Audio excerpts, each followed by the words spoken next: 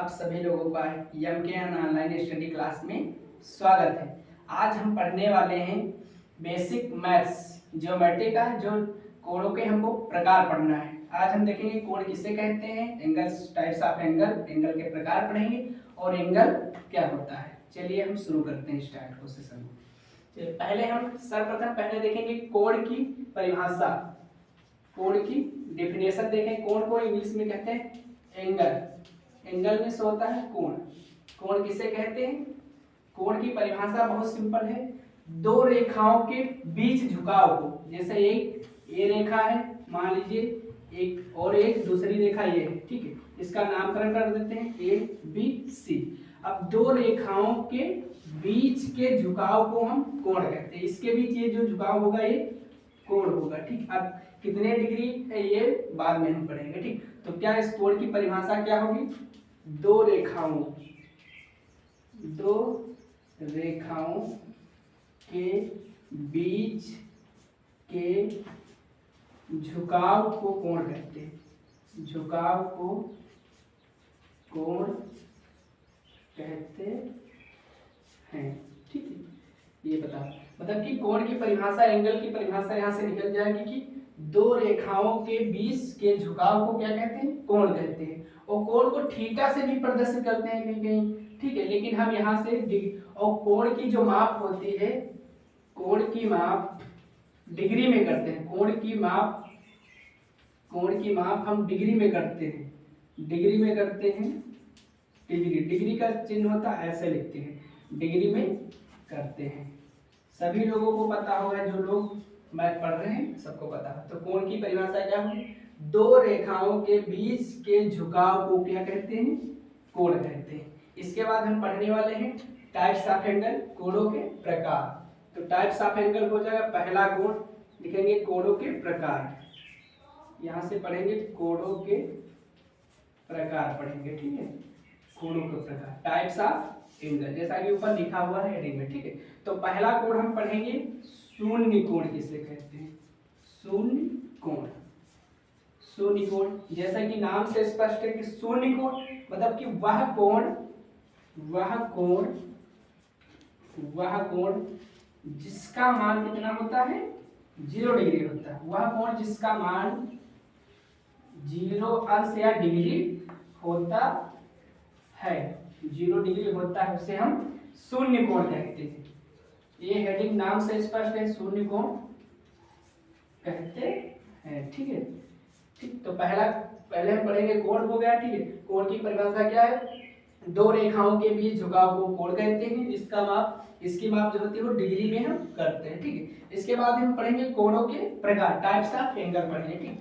पहला टाइप है शून्य कोण किसे कहते हैं? वह कोण जिसका मान 0 डिग्री या 0 अंश होता है, उसे हम शून्य कोण कहते हैं, ठीक। डायग्राम ऐसे बना लीजिए, ये शून्य कोण होता है, ठीक है, ये डायग्राम होता है, इसका नाम रख दो ए बी, ठीक। इसके बाद थोड़ा इसको इरेज कर देते हैं।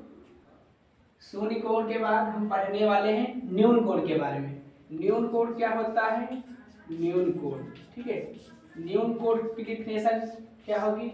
मतलब वह कोण जिसका, या फिर लिख सकते हैं जिसकी माप कितनी डिग्री होनी चाहिए? जिसकी माप जो होगी और 0 डिग्री से अधिक, 0 डिग्री से क्या होनी चाहिए? अधिक हो तथा कितने डिग्री से? 90 डिग्री से कम होनी चाहिए माप, ठीक है। तो मतलब कि वह कोण जिसकी माप 0 डिग्री से अधिक तथा 90 डिग्री से कम होती है तो उसे न्यून कोण कहते हैं, न्यून कोण कहते हैं, ठीक है। ये होगा न्यून कोण कहते हैं, ठीक है। तो मतलब न्यून कोण की परिभाषा हो जाएगी कि जिसकी माप 0 डिग्री से अधिक और 90 डिग्री से कम होती है तो उसे हम न्यून कोण कहते हैं। डायग्राम देख लिया जाए। चित्र कैसे बनाएंगे हम? ऐसे मान लीजिए कोई रेखा है, ठीक है, ऐसे बना लेंगे, ठीक है। कोई भी इसमें मतलब 0 डिग्री से अधिक और 90 डिग्री से कम कोई भी एंगल होगा वो न्यून कोण होगा। इसका नामकरण ए बी और सी कर दिया। यहाँ पर मान लीजिए हमने बना दिया 45 डिग्री का कोण, एक किस कोण के अंतर्गत आएगा? न्यून कोण के अंतर्गत आएगा। इसके बाद हम पढ़े तो न्यून कोण की परिभाषा क्लियर हो गई, जिसकी माप 0 डिग्री से अधिक होगी और 90 डिग्री से कम होगी तो उसे हम न्यून कोण कहेंगे। कोई भी हम बना लेंगे, ऐसे दो रेखाएं खींचेंगे, इनके बीच हम 45 60 डिग्री बना सकते हैं, 65 डिग्री बना सकते हैं, ठीक है, लेकिन 90 डिग्री नहीं बना सकते। 90 डिग्री जो होगा वो समकोण नहीं होगा, ठीक। इसको इरेज करते हैं। अब इसके बाद हम पढ़ते हैं समकोण। समकोण किसे कहते हैं, ठीक है। तो समकोण, इसके बाद थर्ड नंबर है समकोण। इसको इरेज करते हैं समकोण, ठीक है। तो समकोण की परिभाषा कैसे निकलेगी, तो वह कोण जिसकी माप कितनी होनी चाहिए, 90 डिग्री। इसका चित्र ऐसे बनेगा, ठीक है, ये 90 डिग्री बनेगा। इसका नामकरण कर दिया ए बी सी। तो वह कोण जिसकी माप कितनी होनी चाहिए, 90 डिग्री होनी चाहिए। इसमें मतलब इस समकोण जो होगा इसकी माप कितनी होनी चाहिए, इस समकोण वह कोण होता है जिसकी माप 90 डिग्री होती है, उसे हम समकोण कहते हैं, ठीक है। तो समकोण का डायग्राम ऐसे बनेगा, ये एक दूसरे की रेखाएं क्या होंगी, लंबवत होंगी। लंबवत पर 90 डिग्री का एंगल बनता है। अब इसके बाद हम पढ़ने वाले हैं अधिक कोण। अधिक कोण जिसकी माप कितनी होती है, 360 डिग्री होती है, उसे हम समरूप कोण कहते हैं। इसका डायग्राम ऐसे बना सकते हैं, लाइन यहाँ से ऐसे ऐसे फिर इसी डायरेक्शन में घूम जाएगी ऐसे। तो ये पूरा कोण है, गोला 360 डिग्री के होता है। जो गोला बनेगा वही संपूर्ण कोण होता है। संपूरक। अब इसके बाद हम पढ़ने वाले हैं संपूरक कोण।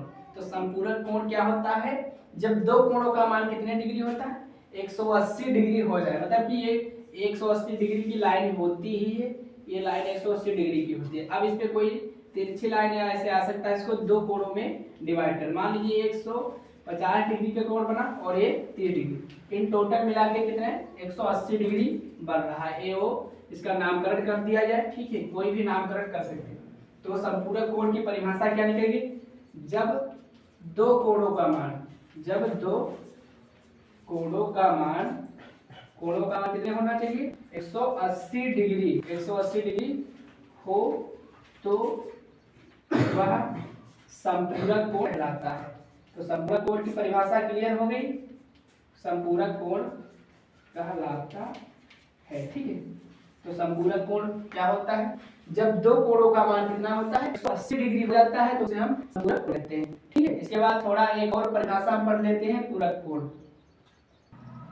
चलिए पूरक कोण अब पढ़ा जाता है। तो पूरक कोण क्या होता है, जब दो कोणों का मान क्या होता है, 90 डिग्री होता है। और संपूरक कोण क्या होता है, जब दो कोणों का मान 180 डिग्री हो जाता है तो संपूरक कोण हो जाता है।